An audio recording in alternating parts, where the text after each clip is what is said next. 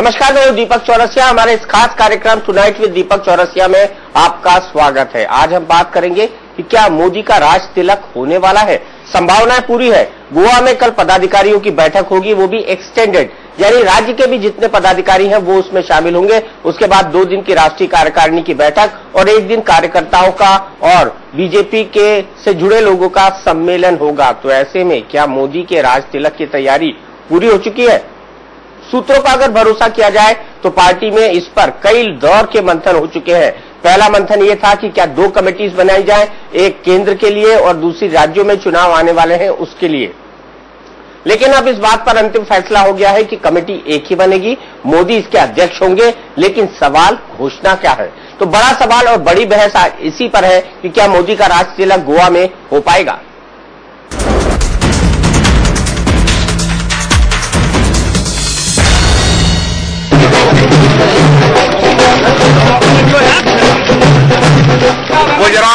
गुजरात। जो बात कल तक बीजेपी अध्यक्ष की जबान पर आते आते रह जाती थी, उस पर अब खुलेआम मुहर लगती दिखाई दे रही है। गठबंधन के जिस साझीदार के चलते बीजेपी के नेता चाहकर भी नरेंद्र मोदी का नाम 2014 के चुनाव में अपने नायक के तौर पर नहीं ले पाते थे, लेकिन अब बीजेपी के राष्ट्रीय महासचिव राजीव प्रताप रूडी ने साफ साफ कह दिया है कि लोकसभा चुनाव के लिए मोदी सिर्फ बीजेपी के लिए ही जरूरी नहीं है, बल्कि मोदी की जरूरत अब जेडीयू को भी है। देश के पैमाने यदि लोकसभा का चुनाव होता है तो नरेंद्र मोदी जी की जितनी जरूरत भारतीय जनता पार्टी को है, उतनी ही जरूरत जनता दल यूनाइटेड को बिहार में है। ये संवाद स्पष्ट रूप से जाना चाहिए और ये स्पष्ट रूप से आप जनता दल यूनाइटेड के कार्यकर्ताओं से भी इस बात की पुष्टि करा सकते हैं। इसलिए इसमें कोई परहेज की गुंजाइश और भी नेतृत्व यदि आता है, उस सब नेतृत्व को लेकर एनडीए की जीत कराने की आवश्यकता है। रूडी का ये बयान महाराजगंज उपचुनाव में जेडीयू की हार के जख्म पर नमक छिड़कने जैसा था। फिर भी जेडीयू ने बीजेपी पर ज्यादा तीखा जवाबी हमला नहीं किया। बिहार के जेडीयू को नीतीश कुमार के सिवाय किसी भी दूसरे राज्य के मुख्यमंत्री की जरूरत नहीं। वो जरूरत इसलिए नहीं है कि आज हमारे मॉडल ने देश को और दुनिया को रोशनी दिखाने का काम किया। जेडीयू के विरोध को दरकिनार कर बीजेपी के बड़े नेताओं ने अब जिस तरह से मोदी का महिमा मंडन शुरू किया है, उससे ये चर्चा गर्मा गई है कि क्या गोवा में बीजेपी की राष्ट्रीय कार्यकारिणी की बैठक में मोदी का राज तिलक हो जाएगा। वैसे बीजेपी मोदी का नाम अगले प्रधानमंत्री के तौर पर घोषित करेगी, इसकी उम्मीद किसी को नहीं है। फिर भी तमाम बीजेपी नेता यही संकेत दे रहे हैं कि मोदी को बीजेपी के चुनाव अभियान की कमान सौंपने का ऐलान गोवा में हो सकता है।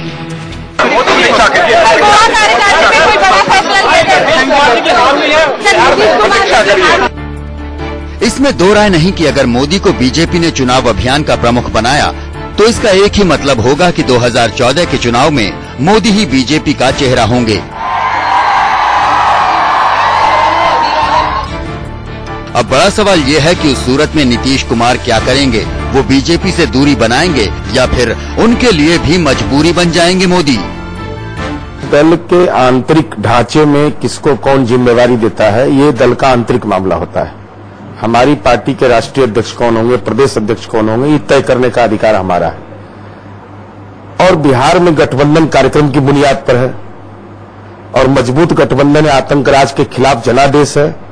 इसलिए निश्चित रूप से बिहार में गठबंधन मेरा मजबूत है। जानकार मानते हैं कि बीजेपी में मोदी अपनी मनमाफिक पिच तैयार कर चुके हैं। बीजेपी आला कमान को अब तक मोदी के नाम पर हिचक सिर्फ एनडीए के सहयोगी दलों को लेकर थी, वो भी अब धीरे धीरे खत्म होती नजर आ रही है।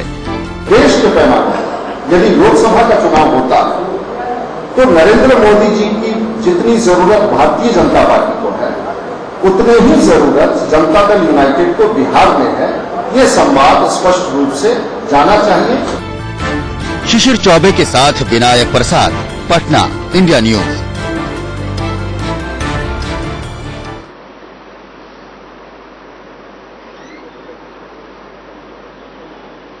तो क्या गोवा में मोदी का राज तिलक हो पाएगा? यही बड़ी बहस का हमारा सवाल है और हमारे साथ तमाम बड़े मेहमान जुड़ चुके हैं। हमारे साथ कांग्रेस के वरिष्ठ नेता अखिलेश प्रताप सिंह जी मौजूद हैं, हमारे साथ सुधांशु मित्तल जी हैं बीजेपी के वरिष्ठ नेता, हमारे साथ राजीव रंजन हैं हमारे साथ राजीव रंजन है, जनता दल यूनाइटेड के प्रवक्ता। हमारे साथ अबू आदमी है जो कि विधायक है और समाजवादी पार्टी के महत्वपूर्ण पदों पर रह चुके हैं, और प्रदीप सिंह साहब जो कि वरिष्ठ पत्रकार हैं, बीजेपी के अफेयर्स पे बहुत पैनी नजर रखते हैं। प्रदीप जी, सबसे पहले शुरुआत आपसे, राज तिलक की है तैयारी, यानी कैंपेन कमेटी का चेयरमैन?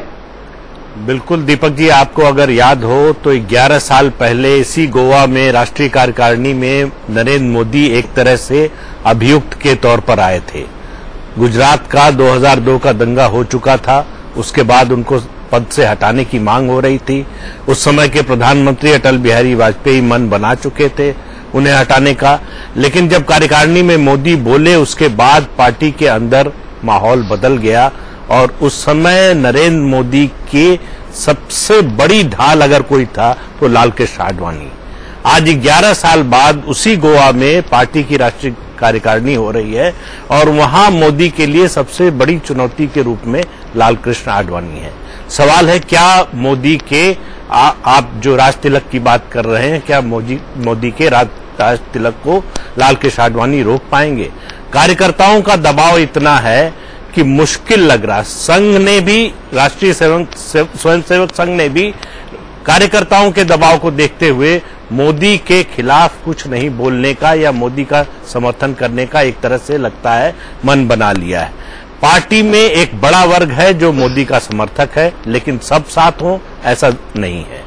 इसके बावजूद जो स्थिति बन गई है उसमें किसी के लिए मोदी का राज तिलक अगर कैंपेन कमेटी के अध्यक्ष के रूप में बात करें तो वो बहुत मुश्किल होगा रोकना। बहुत मुश्किल होगा। अखिलेश प्रताप सिंह, तो चुनाव होंगे राहुल बनाम नरेंद्र मोदी?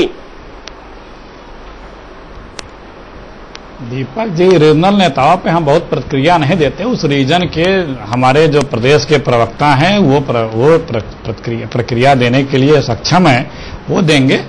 एक रीजन के मुख्यमंत्री हर ऐसे 28 प्रदेश हैं और 28 प्रदेश के मुख्यमंत्री हैं। यह बात अलग है कि बीजेपी के लोगों को पता है कि अब जनता द्वारा तो राज तिलक होना नहीं है उनका। अखबार तो अपनी जमात में राज तिलक करवा लो। अखबार पढ़ते, टीवी चैनल देखते, मैगजीन पढ़ते? निश्चित रूप से। आप अखबार पढ़ते? एकदम आपके साथ बैठा हुआ। चैनल देखते? कब मैगजीन पढ़ते? आप ऐसा सोचें तो उसमें पिछले 3 महीनों में आपने रेटिंग देखी है नरेंद्र मोदी की? आप उनको एक राज्य का मुख्यमंत्री कह रहे हैं, आपने रेटिंग देखी है? रेटिंग हमने सबकी देखी है। राहुल बाबा 23% तक रह जाते हैं। रेटिंग तो इस रेटिंग के हिसाब से राष्ट्रपति के यहां जाके ओथ ले लें। किसने रोका है? इस रेटिंग से ओथ नहीं होती है। नहीं, वो तो चुनाव में जाना चाहते हैं। होती तो कई बार वो तो चुनाव में जाना चाहते हैं, वोट लेने की जल्दी नहीं है उनको। अरे जाए, रोका किसने है? तभी तो पता लगेगा कि कितना पानी है, तभी पता लगेगा। तो आप तभी दूर होता है ना, राहुल वर्सेस मोदी होगा तो क्या होगा? मैं बता रहा ना, गुजरात में तो कांग्रेस है ही नहीं। ये जाने दिए, मैंने बताया। आपके प्रदेश अध्यक्ष हार गए, आपके लीडर ऑफ अपोजिशन हार गए, वहां पे कांग्रेस बची का है।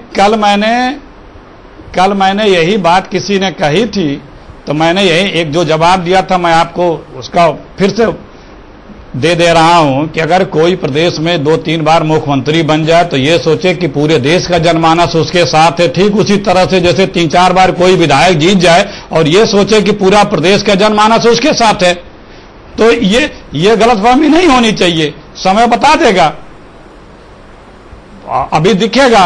चलिए, वैलिड पॉइंट। सुधांशु मित्तल जी, मुख्यमंत्री के बाद देश का जनमानस आपके साथ नहीं हो सकता, ये दावा है सिंह साहब का। अरे पूरी पार्टी तो साथ ही नहीं है। दीपक जी, एक बड़ा अच्छा गालिब का शेर था, सबको मालूम है जन्नत की हकीकत, लेकिन दिल के खुश रखने को गालिब ये ख्याल अच्छा है। तो ये अपना ये ख्याल रखते रहे, हमें क्या लेना है? हम लोग अपनी चुनाव की रणनीति क्या करेंगे क्या नहीं करेंगे, उसमें इनकी टीका टिप्पणी से हमें क्या लेना है? ये सोचते रहे हम लोग एग्जिस्ट ही नहीं करते, बहुत अच्छा भाई, ये तो जनता बताएगी हम एग्जिस्ट करते नहीं करते, हम जीत रहे हार रहे, ये क्या, ये तो जनता बताएगी। अच्छा, मैं सिर्फ आपसे एक चीज कहना चाहता हूं। देखिए, कहीं ये राज तिलक वाली जो बात हो रही थी उसका एक वास्तविक विश्लेषण जरा कर लें। चुनाव संचालन समिति का अध्यक्ष कौन होगा या बनेगी नहीं बनेगी, क्या होगा, ये विशेष अधिकार हमारे यहाँ राष्ट्रीय अध्यक्ष जो हमारे हैं उनका होता है। ये विशेष अधिकार इस समय राजनाथ सिंह जी का है और राजनाथ जी को तय करना है कि दिसंबर में जो राज्यों के चुनाव हो रहे हैं या हो सकता है तब तक केंद्र के अगर चुनाव हो जाए या बाद में चुनाव हो, उसके लिए कौन संचालन करेगा कौन नहीं करेगा उनको तय करना है। भाजपा का प्रधानमंत्री का उम्मीदवार कौन होगा, ये एक संसदीय बोर्ड जो है भाजपा का, जिसमें हमारे 11 सदस्य होते हैं और उसके अलावा संगठन मंत्री होते हैं 12 जने, ये तय करते हैं। तो दोनों की तय होने की प्रक्रिया अलग है और उसमें अलग अलग लोगों का उसके अंदर योगदान और भागीदारी है। जहां तक कि इन सारे विषय में नेतृत्व का सवाल है, देखिए हमेशा एक संदर्भ होता है। जैसे कि अभी संदर्भ तब आएगा जब यह पता लगेगा कि प्रधानमंत्री का पद ही खाली हो गया या चुनाव जो है, चुनाव की घोषणा हो गई और अब जनता के सामने हमें किसी चेहरे को लेके जाना है नहीं लेके जाना है, ये सारी चीज होगी। मेरा ये सिर्फ मानना है दीपक जी कि भाजपा तो आडवाणी जी का 1.5 साल पहले क्यों डिक्लेयर कर दिया था, हमें गर्व है। अटल जी का 2.5 साल पहले क्यों डिक्लेयर कर दिया था? सुधांशु जी इस बात का तो जवाब दीजिए। हाँ, मैं उसका नहीं, ये अब आपको थोड़ी, दीपक जी आप तो सारा राजनीतिक इतिहास जानते हैं, आपको ध्यान होगा कि अटल जी का राजाभिषेक करने का जो फैसला था वो कोई 2.5 साल पहले नहीं था। 96 के अंदर 95 की बंबई की बैठक, वो बंबई की रैली में अडवाणी जी ने अपनी तरफ से करा था और क्योंकि अडवाणी जी उस समय चुनाव नहीं लड़े थे 96 में, स्वाभाविक था अटल जी का होना, और 98 में क्योंकि अगेन वो रह चुके थे तो ये स्वाभाविक प्रक्रिया। घोषणा तो लालकृष्ण आडवाणी जी ने की थी ना, और संघ भी नाराज हो गया था कि यूनिवर्सल घोषणा आपने कैसे कर दी। एक सेकंड सुनिए, हाँ कर दिया, और उसके बाद उन्होंने जब वो चुनाव खुद नहीं लड़े तो कोई और विकल्प तो होने का सवाल ही नहीं था। तो देखिए ये उनका बड़प्पन था और ये उनके फैसले थे। यहाँ पे जो फैसले होंगे सामूहिक होंगे और उसके बाद आवश्यकता होगी उसके साथ, और उसके बाद गुजरात चुनाव के 1.5 महीने पहले अगले चुनाव के लिए लालकृष्ण आडवाणी के नाम का अनाउंसमेंट क्यों हुआ, इसका भी जवाब दे दीजिए ना। नहीं, मैं वही कह रहा हूं कि ये सामूहिक होता है। हर फैसले का एक परिप्रेक्ष्य होता है, एक उस समय की जरूरत क्या थी उसके हिसाब से होता है। आज का परिप्रेक्ष्य एक अलग है और मैं सिर्फ इतना कहना चाहता हूं, इतना सक्षम भाजपा के पास नेतृत्व है कि ये फैसले में कोई दिक्कत भी नहीं होगी और इसके अंदर कोई अंतर्द्वंद भी नहीं होने वाला। और ये जो तमाम बातें चल रही है कि भाई खूब घमासान मची हुई है और ये हो रहा है और वो हो रहा है, ये ऐसा कुछ नहीं है।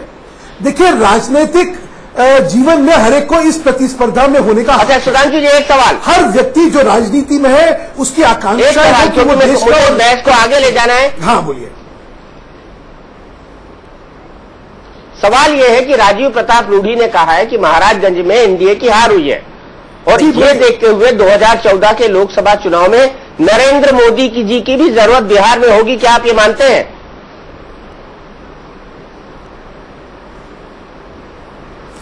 ऐसा है, राजीव प्रताप रूढ़ी खुद बिहार से आते हैं और वहां की वस्तुस्थिति के बारे में जितना अंदाजा उनको है वैसा बहुत कम, वस्तुस्थिति के बारे में जितना अंदाजा उनको है वैसा बहुत कम लोगों को है।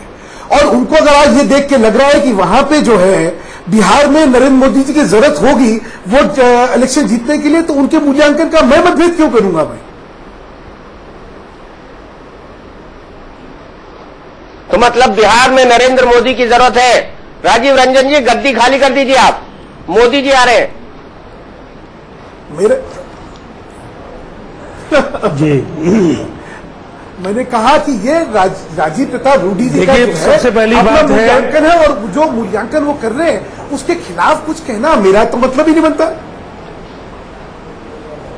तो मैं राजीव प्रताप रूढ़ी के बयान को ही आगे बढ़ा रहा हूं सुधांशु जी, आपके बयान को नहीं। हाँ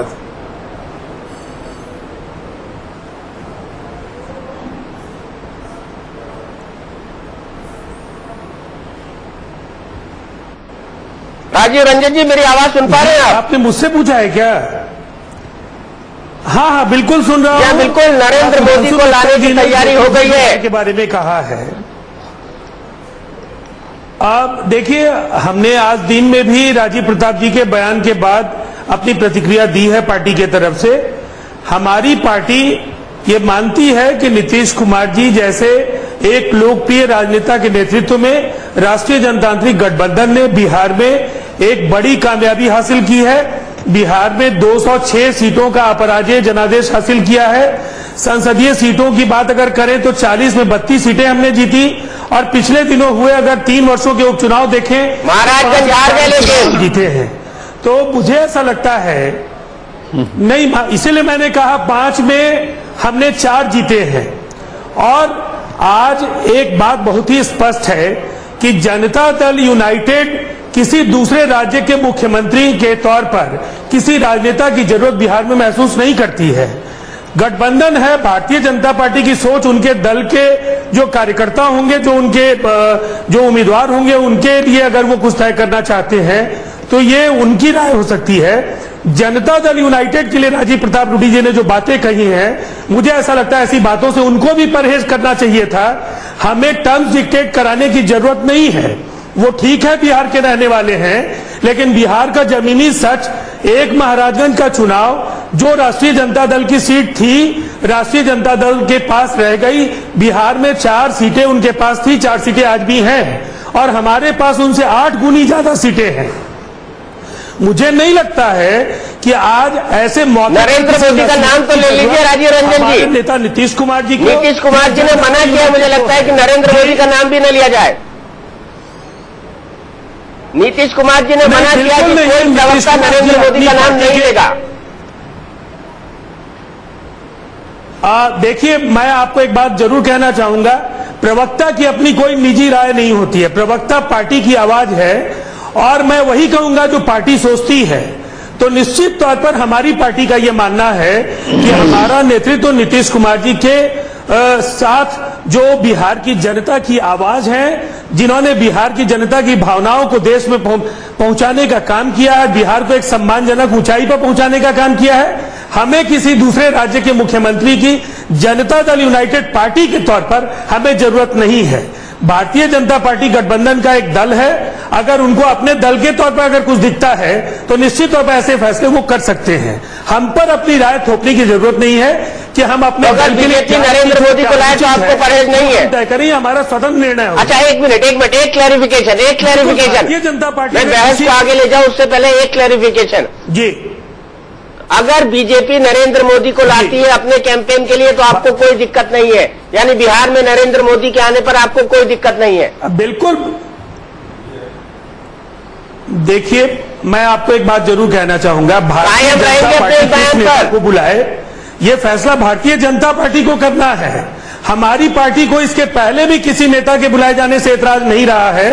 जो भी प्रचार है उनमें दम नहीं है।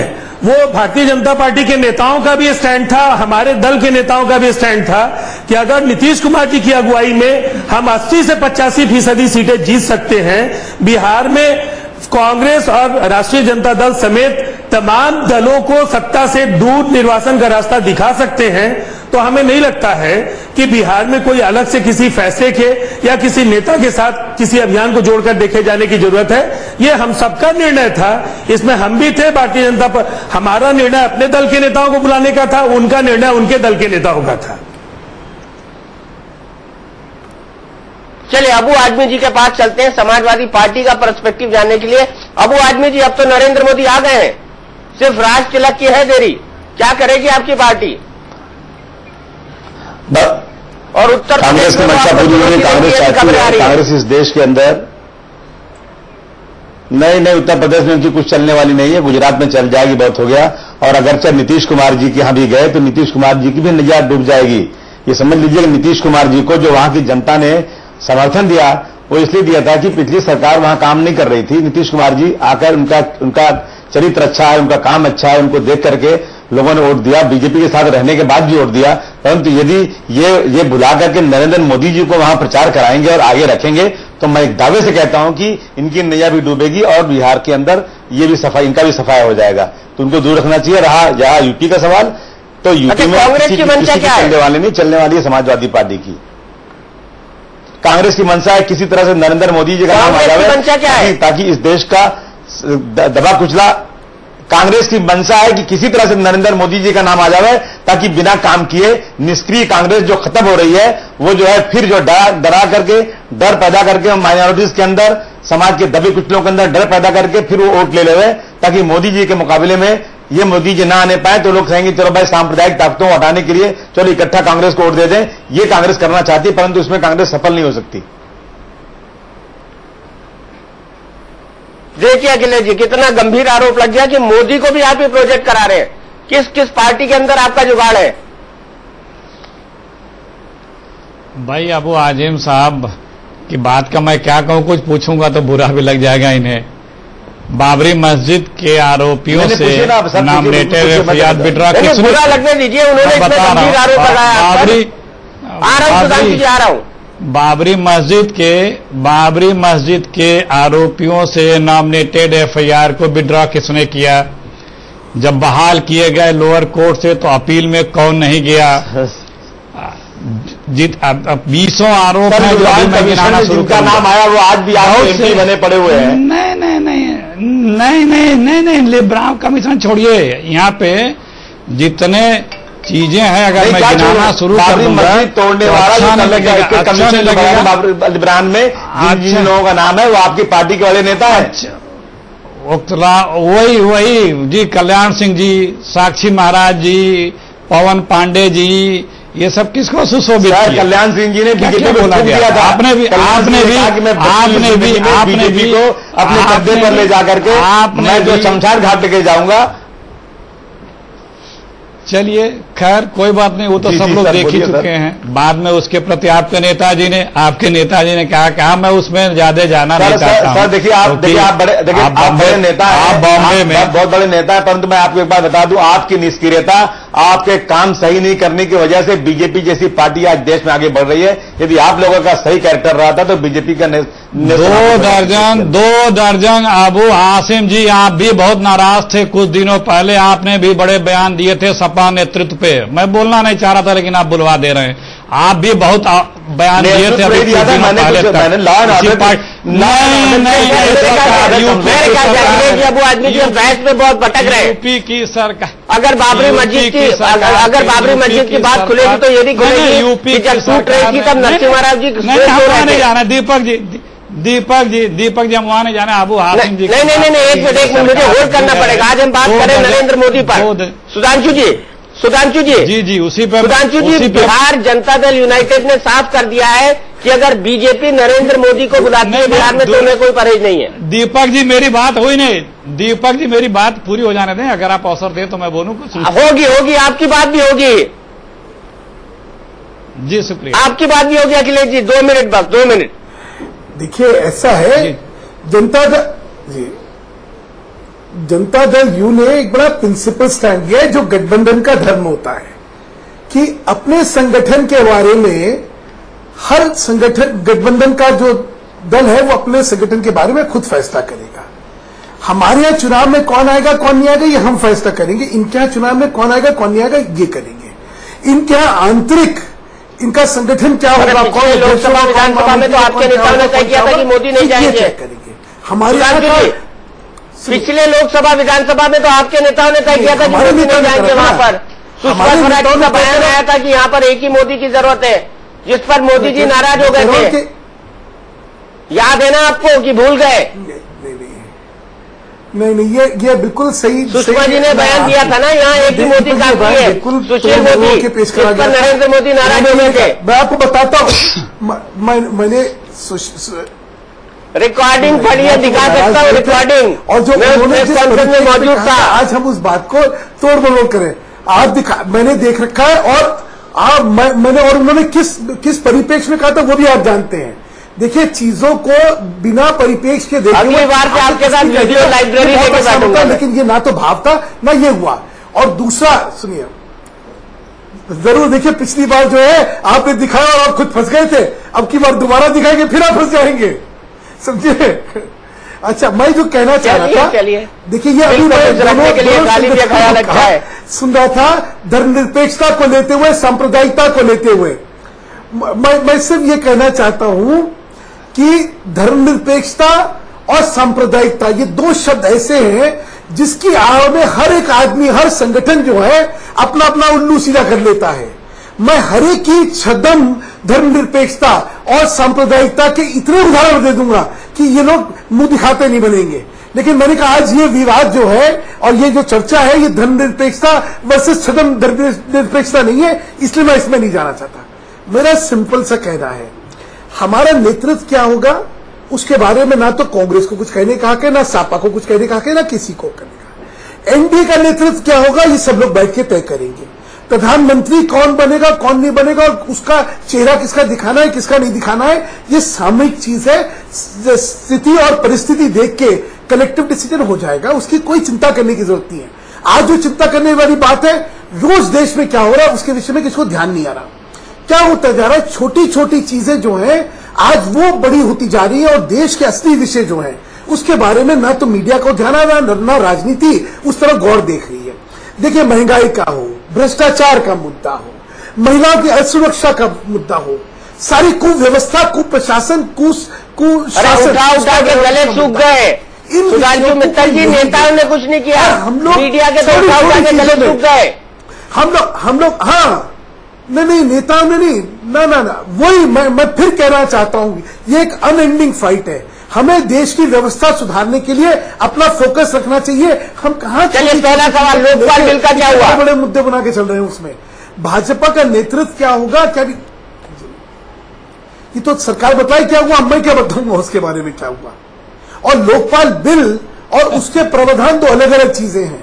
लोकपाल होना चाहिए, इसके बारे में, इसके विषय में कोई मतभेद थोड़ी है।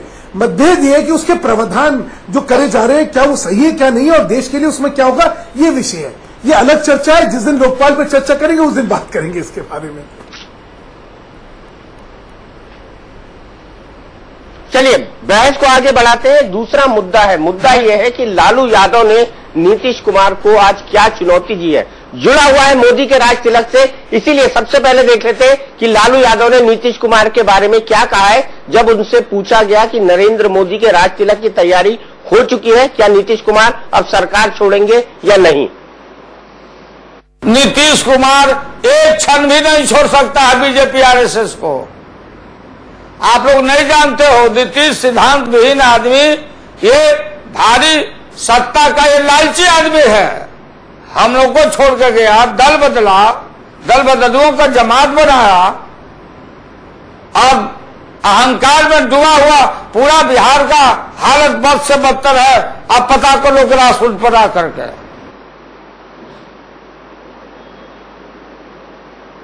तो लालू यादव का दावा, कभी नहीं छोड़ सकते नीतीश कुमार सत्ता को, गद्दी को और बीजेपी का साथ, चाहे नरेंद्र मोदी को आगे के दरवाजे से पीएम बना दिया जाए या पीछे के दरवाजे से। प्रदीप सिंह जी, इत्तेफाक रखते हैं आप इससे? आसान नहीं होगा नीतीश कुमार के लिए? देखिए दीपक जी, अभी तक नीतीश कुमार ने नरेंद्र मोदी के बारे में जो कुछ बोला है, जितनी दूर तक चले गए हैं, उनके लिए पीछे लौटना बहुत मुश्किल होगा। जो स्टैंड ले लिया है उन्होंने, आप देखिए 4 चुनाव, 2005 में विधानसभा के 2 चुनाव हुए, 2009 में लोकसभा का चुनाव, फिर 2012 में विधानसभा का चुनाव। उन्होंने नरेंद्र मोदी को, उसके बाद आपके के पास उन्होंने नरेंद्र मोदी को आने नहीं दिया बिहार में चुनाव प्रचार के लिए। उन्होंने एक नाम भले न लिया हो, स्पष्ट कर दिया है कि अगर नरेंद्र मोदी भाजपा के प्रधानमंत्री पद के उम्मीदवार होंगे तो हम साथ नहीं होंगे। लेकिन आज राजीव रंजन जी की बात सुन के मुझे लग रहा है कि जेडीयू के स्टैंड में थोड़ा बदलाव आ रहा है। अब ये महाराजगंज का असर है या मोदी की बढ़ती लोकप्रियता का असर है या कोई और दबाव है, मुझे नहीं मालूम। क्योंकि 4 चुनाव में जिस नेता को अपने राज्य में आने नहीं दिया, आज वो कह रहे हैं कि अगर बीजेपी अपने उम्मीदवारों के प्रचार के लिए बुलाना चाहे तो ये बीजेपी का अंदरूनी मामला है।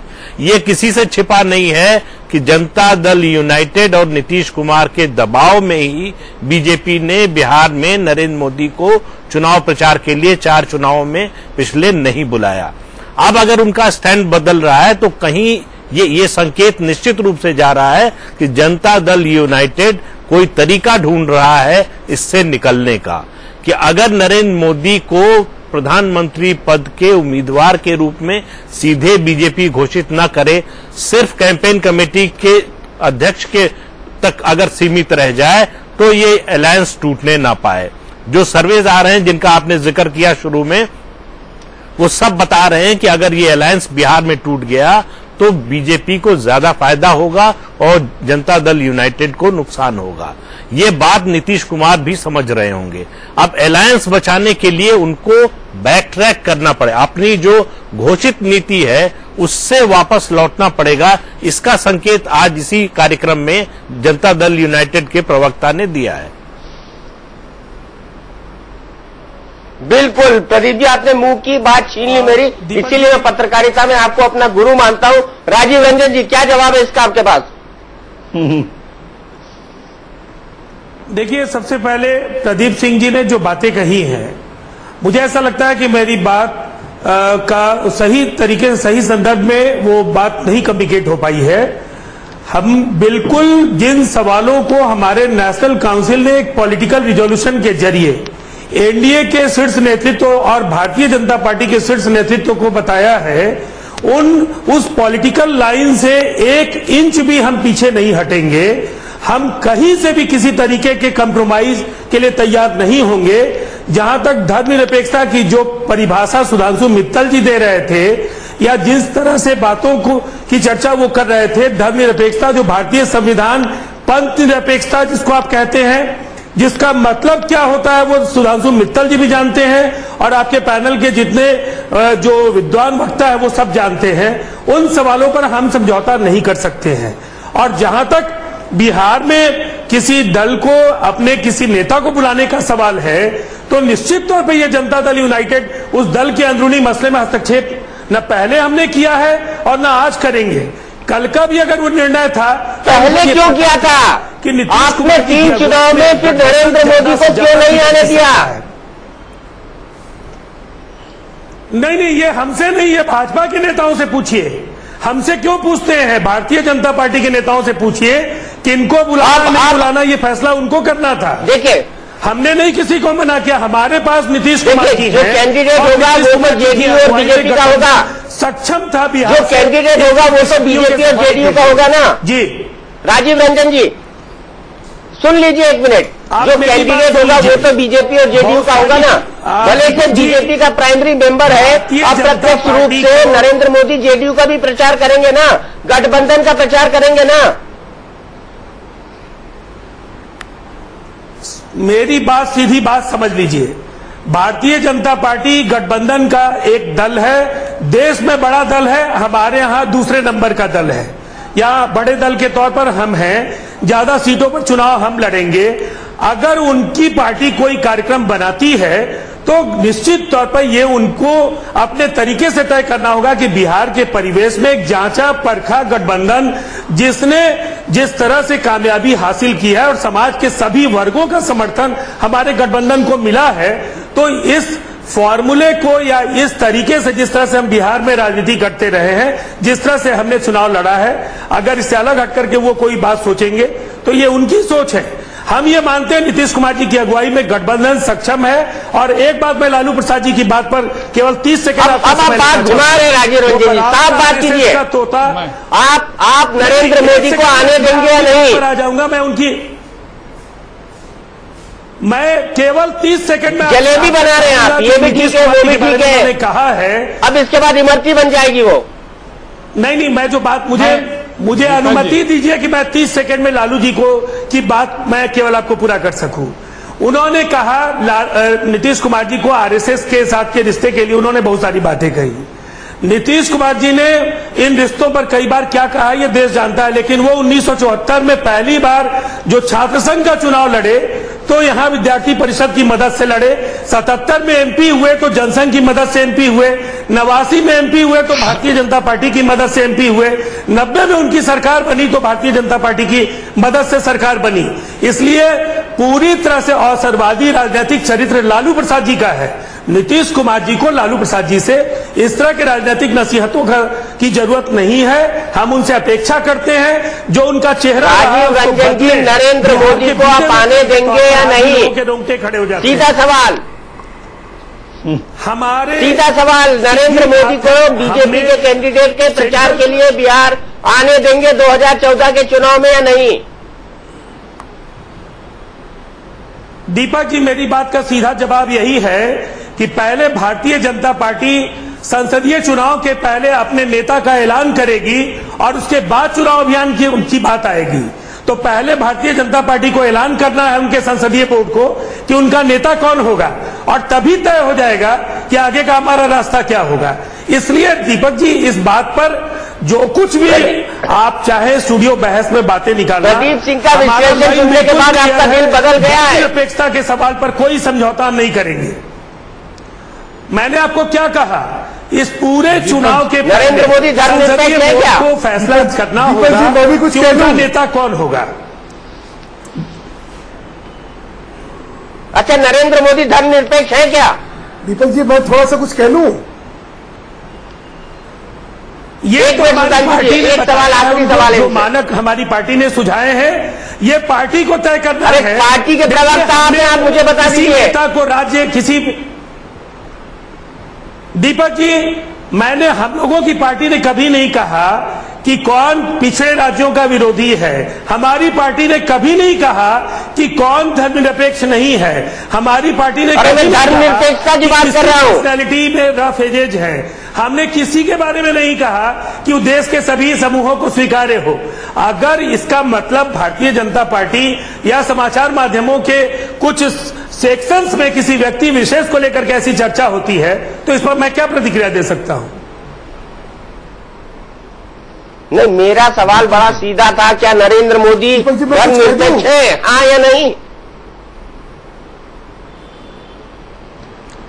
देखिए, जिस राजनीतिक शैली का गुजरात में हम चुनाव लड़कर के जवाब दे चुके हैं, जहां हम प्रतिस्पर्धी की भूमिका में हैं, तो हमारा जवाब स्पष्ट है कि जब हमने किसी राज्य में नहीं स्वीकारा है उस राजनीतिक शैली को, तो निश्चित तौर पर देश में स्वीकार करने का सवाल नहीं है। वो राजनीतिक शैली तो बीजेपी की है, वो तो बीजेपी के मुख्यमंत्री है, तो बिहार में क्यों गले लगा रखा है आपने उनको? अब इसका निहितार्थ, आप देश के बहुत ही प्रतिष्ठित और लोकप्रिय पत्रकार हैं, देश की राजनीति पर आपकी नजर है। जो पार्टी की आधिकारिक राय है उससे मैंने आपको अवगत कराया है। विश्लेषण आपका अधिकार है, आप इसको जिस दिशा में ले जाएं। सुधांशु मित्तल जी, इतना सुन लिया आपने, इतना समझ लिया, क्या आपको लगता है जेडीयू बाहर जाएगा? नहीं, छोड़ दीजिए, आप बीजेपी के नेता, आप विश्लेषण कर दीजिए। मुझे पता है आपका विश्लेषण जांचा परखा और खरा होता है।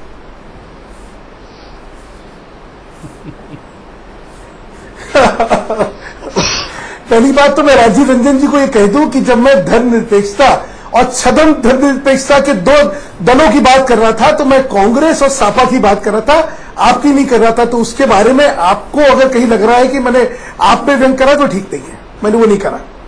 दूसरी बात यह है कि लालू प्रसाद यादव जी का अभी मैं बयान सुन रहा था, देख के लगा कि शायद वो भूल गए कि ये हास्य कवि सम्मेलन में भी बैठे हुए हैं। वो जिस तरह बात कर रहे थे तो लग रहा था जैसे किसी हास्य कवि सम्मेलन में वो अपना जो है जुमले सुना रहे हैं। जैसा कि राजीव रंजन जी ने लालू प्रसाद यादव जी का इतिहास सुनाया, उनका क्या इतिहास है? चालू हुए थे राजनीति जो है एंटी कांग्रेस, उससे चालू हुए थे। 74 का सारा एजुटेशन किसके खिलाफ था? और ये सब राजनीतिक टर्म कोड्स हैं। जब इनको जो चीज सूट करती है वैसी उस भाषा बोल देते हैं।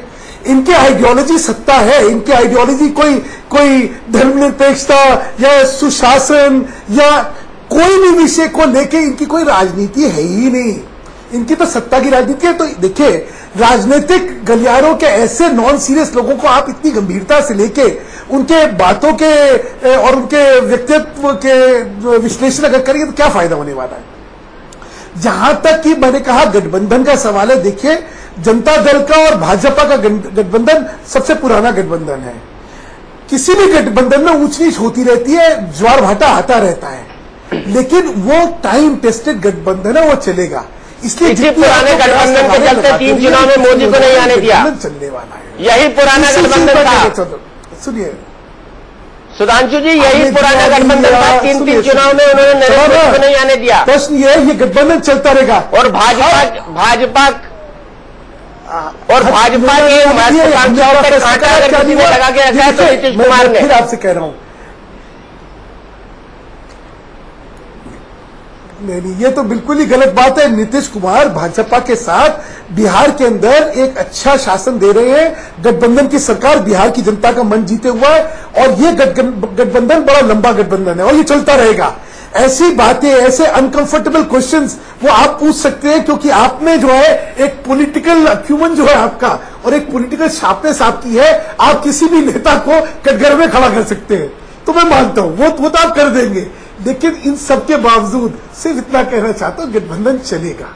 क्यों? क्योंकि एक ही लक्ष्य दोनों का कि देश में कुशासन की वजह से कांग्रेस और यूपीए की जो सत्ता है उसको जो है देश को उससे निजात दिलवानी है, क्योंकि देश का बहुत नुकसान हुआ है। आम जनता त्रस्त है। महंगाई देखिए कहां पहुंच गई, भ्रष्टाचार की तो पराकाष्ठा हो गई है, अब तो मजाक बन गया है यहाँ पे। और लोगों की संवेदनशीलता के बारे में ये सरकार जितनी असंवेदनशील है उसकी तो उसके बारे में जितना कम कहा जा सके उतना है। ऐसी स्थिति के अंदर हम लोगों के, मैंने कहा ना, उतार चढ़ाव आते रहेंगे, लेकिन सब में बड़ी गंभीरता है। राजनीतिक मैच्योरिटी हर लीडर में है, बीजेपी की हो, जेडीयू की हो, अकाली की हो, शिवसेना की हो। और ये सारे मुद्दे जो है हम अपने आप समझा लेंगे, सुलझा लेंगे। इसके बारे में इतनी जो चिंता आप लेके चल रहे ना करिए। हम लोग बहुत मैच्योर क्वालिटी के लोग हैं, इतने साथ संघर्ष करा है और जनता क्या चाहती है वो समझते हुए हम अपने को कैसे ढालना हम ढाल देंगे। पर वो जहां ईगो की लड़ाई हो जाती है ना सुधांशु जी, वहां सब कुछ बर्बाद हो जाता है। समझदारी भी बर्बाद हो जाती है, व्यवहार कुशलता भी बर्बाद हो जाती है। मैं मान और बीच में कहीं महत्वाकांक्षा जुड़ जाए तो और खत्म। अकेले जी आप कह रहे हैं कि अहंकार की लड़ाई में बहुत कुछ नहीं, मैं मानता हूं कि अहंकार की लड़ाई और महत्वाकांक्षा की लड़ाई जो है वो अच्छी अच्छी चीजों को बर्बाद कर देती है। 77 का हमने उदाहरण हमारे सामने है। 77 में जनता ने कांग्रेस के खिलाफ जो है मत दिया और 2 साल के अंदर हम लोगों ने अपने अहंकार और अपनी महत्वाकांक्षाओं के चक्कर में उस मत को जो है हमने खारिज कर दिया। ये आप सही कह रहे हैं, राजनीति में ये भी होता है। लेकिन इतने साल का जो हमारा अनुभव है उससे इतिहास से बहुत कुछ सीख चुके हैं हम लोग। और इतिहास जो है साक्षी है, गवाह है कि समानता और बड़प्पन आखिरकार में चलेगा और सब चीज होगी। देश को यूपीए से निजात दिलवा देंगे। चलिए, यूपीए से निजात। अखिलेश जी, यूपीए से देश को निजात मिलने वाली है। नरेंद्र मोदी देश को निजात दिलाएंगे। जनता दल यूनाइटेड बहुत परेशान है कि नरेंद्र मोदी के साथ कैसे जाएगा। आज आप इस शो में राजीव रंजन जी को आमंत्रित कर दीजिए कि आप बीजेपी को छोड़ना चाहे छोड़ दें, कांग्रेस के साथ आ जाएं, क्योंकि असली धर्मनिरपेक्ष ताकतें आप ही हैं। दीपक जी, ये हम यहाँ पे शो में बैठे कई नेता अपने भाषा और भाव से बार बार ये प्रयास कर रहे हैं कि आप थोड़ी सी नरमी बरतें, लेकिन आपकी धार कमजोर नहीं हो रही इन लोगों पे। इसी को सोच के मैं मुस्कुरा रहा था कि बेचारे लोगों को आपने पत्रकार क्या जिसकी धार ना हो किस तरह से, तो लेकिन उन लोगों ने बड़ा प्रयास किया और आपने धार को अपने कमजोर नहीं की। फिर खैर कोई बात नहीं। कल तक जिन मुद्दों पे सुस्पष्ट राय देती थी जनता पार्टी जेडीयू, वो आज उन मुद्दों पे खामोश हो जा रही है। आपने बहुत सवाल किए, बहुत बातों को पूछा। जब जेडीयू की मीटिंग हुई थी दिल्ली में तो उसमें पहले ये बात हुई थी कि अभी तत्काल लीडर घोषित किया जाए, लेकिन बाद में मान मनोबल के बाद 6 महीने का समय दे दिएगा। कई बार कई चीजें मान मनोबल के बाद 6 महीने का समय दे दिएगा। कई बार कई चीजें और उसमें आई।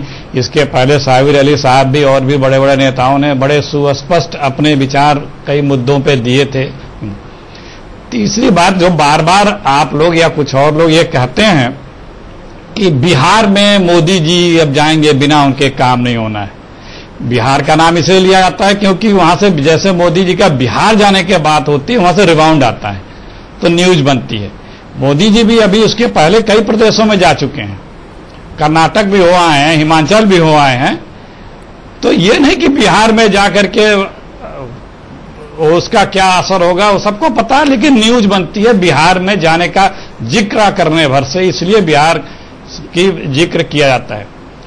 और जो समीकरण है, जो चीजें हैं, वो उनका दल जाने, उनके लोग जाने। 5 बार इसके पहले भी वो लोग अपना पार्टी का अध्यक्ष पार्टी का प्रधानमंत्री कैंडिडेट घोषित करके चुनाव लड़े हैं। लेकिन पहली बार ये देखने को भी मिल रहा है कि एक सर्वसम्मत लीडरशिप नहीं आ रही है बीजेपी में। ये जो भी कोई कहले आ रही है, कहने के बाद में सब दिख रहा है। ओपनली वरिष्ठ नेता बोल रहे हैं, वरिष्ठ नेता खामोश हैं। तमाम लोग जो मुंह खोलते थे। अच्छा अखिलेश जी, आपकी पार्टी में है काम शुरू हो गया। आपकी पार्टी में 2014 में मनमोहन सिंह प्रधान बनेंगे, मनमोहन सिंह प्रधानमंत्री बनेंगे या राहुल गांधी? पार्टी को दीपक 2014 में मनमोहन सिंह प्रधानमंत्री बनेंगे या राहुल गांधी? क्या होना हमारी पार्टी का क्या होना है, कौन बनेगा, ये जग जाहिर है, सब जानते हैं। हमारे यहाँ इसकी क्राइसिस नहीं, हमारे यहाँ बता दीजिए, हमारे यहाँ इसकी क्राइसिस बता ही दीजिए। अगर बता दीजिए। दीपक जी आपको सबको पता है, बताने की आवश्यकता नहीं है ना। ये कोई हमारे पार्टी में ना ये मुद्दा है, हमारे पार्टी में ना ये मुद्दा है। हम दीपक जी आपको पता है क्या? पांचवी बात जो यूपीए का आप डिस्टर्ब बहुत करते हैं, ये बीजेपी के लोग डिस्टर्ब बहुत करते हैं। मैं बोलने दिया करें मुझे यार। ये जो अभी सुधांशु जी ने कहा कि यूपीए को हम लोग बाहर कर देश का बीच बीच में बोल रहे हैं आप ना। तो अभी सुधांशु जी ने कहा कि एनडीए बीजेपी यूपीए को बाहर कर देगी। भाई ख्वाब देखने में कोई बुराई नहीं है, देखा जरूर करें, अच्छा है। देश की राजनीति में भी अच्छा है कि राजनीतिक लोग ख्वाब देखें, लेकिन कम से कम अपना जो होती है ना ताकत का एहसास से ज्यादा ताकत से एहसास जी नहीं तो ऐसा ठीक है, कुछ इलाकों में आप रोक लेते हैं, लेकिन पूरे देश में हम ही रोक पाते हैं। नहीं, हम तो हमेशा धन्यवाद करते हैं, लेकिन आप जो है लेने को तैयार नहीं होते हैं। पूरा हो जाता, कम से कम धन्यवाद कीजिए हमारा कि हमने आपको रोका। सपना कभी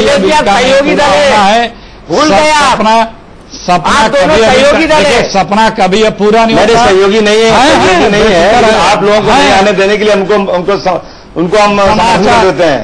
समान विचार मुद्दों पर सहयोगी हैं, समान विचारधारा हैं, लेकिन वो जमाने गए कि बीजेपी दोबारा सत्ता में क्या करें। ये लोग सत्ता में ना आने पाए, इसलिए हमको करना पड़ेगा, क्योंकि जो नीतियों से सहमत नहीं है। इनका देख चुका है बीजेपी के देश की जनता ने देखा जब इनको जनादेश दिया तो जिन मुद्दों पे जनादेश दिया था अगली बार नहीं, अगली बार तो सरकार बनाएंगे। लोगों ने कितनी चतुराई से कहा कि इतनी चतुराई। आमीन आमीन आमीन। चलिए खैर, अभी तो यूपी में दिखेंगे नाव कितने बार जजमान सामने आएंगे। यूपी की कानून व्यवस्था पे आप भी बयान दे चुके हैं, बता चुके हैं।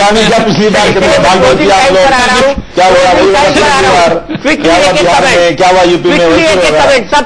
सबसे एक लाइन का कमेंट। अबू आदमी जी आप भी, अखिलेश जी आप भी, राजीव रंजन, क्या अगर कैंपेन कमेटी का चेयरमैन बनाया जाता है गोवा में जहां पर उनका राज तिलक होना है, जेडीयू तब क्या करेगा? सरकार चलती रहेगी या गिर जाएगी, हाँ या ना? भारतीय जनता पार्टी का ये आंतरिक मसला है कि वो किसी भी सांगठनिक पद पर किसको वो नियुक्त करते हैं या उनका चयन करते हैं। इससे जनता दल यूनाइटेड का कोई लेना देना नहीं है। हम एनडीए के नेता के फैसले का इंतजार करेंगे कि संसदीय बोर्ड जल्द से जल्द देश में कांग्रेस के कुशासन से मुक्ति दिलाने के लिए एनडीए किसको नेता तय करती है, इस फैसले पर हमारी नजर है और भारतीय जनता पार्टी के फैसले के बाद हम उस पर अपनी राय देंगे। अखिलेश जी सिर्फ 30 सेकंड। क्या पूछिए? सवाल यही है, राज तिलक की है तैयारी, मोदी की है अगली बारी? अरे कहाँ आप लोग अनायास मोदी जी को इतना बोलने बताने लगते हैं। कहाँ एक प्रदेश के नेता हैं, प्रदेश में अपना घूमे फिरे, प्रदेश में कुछ लोगों को 2-4 बार बहुमत मिल जाते है, गलतफहमी होने लगती है। हम लोग के गांव में कहावत है, कहना नहीं चाहते हैं, बैलगाड़ी जो चलती रहती है तो वो अपना देखिए वो चेहरा होता है, वो व्यक्तित्व होता है, वो सोच होती है। ठीक है, आज बीजेपी क्यों पीछे है? इसलिए कि वो कुछ वोट को पोलराइज करने की क्षमता रखते हैं। बीजेपी के पास मुद्दा नहीं है, कोई जनता के पास जा करके जनमानस से जुड़े मुद्दों की राजनीति पे वोट मांगने का कोई मुद्दा नहीं, विपक्ष में रहते हुए भी उसे लगता है कि कुछ चीजों को ये पोलराइज कर सकते हैं, इसलिए बीजेपी आज उनके पीछे आ रही है। और ये बात अडवाणी जी समझते हैं, ये बात अडवाणी जी वरिष्ठ नेता इस बात को बीजेपी के जानते हैं कि अगर मोदी जी इस तरह से आएंगे तो जो दूसरे अलायज है उनके साथ क्या होगा, वो बीजेपी टाइम नहीं है मेरे पास, वो बड़े लीडर समझते हैं। अबू आदमी जी देखिए मोदी जी का राज तिलक हो नहीं हो इससे हमारा कोई लेना देना नहीं, परंतु मैं इस बात को स्पष्ट कहना चाहता हूं कि मोदी जी का जो सपना है प्रधानमंत्री बनने का, वो इस देश की जनता कभी साकार नहीं करेगी। सुधांशु मित्तल जी, घोषणा होगी गोवा में या गोवा गॉन हो जाएगा?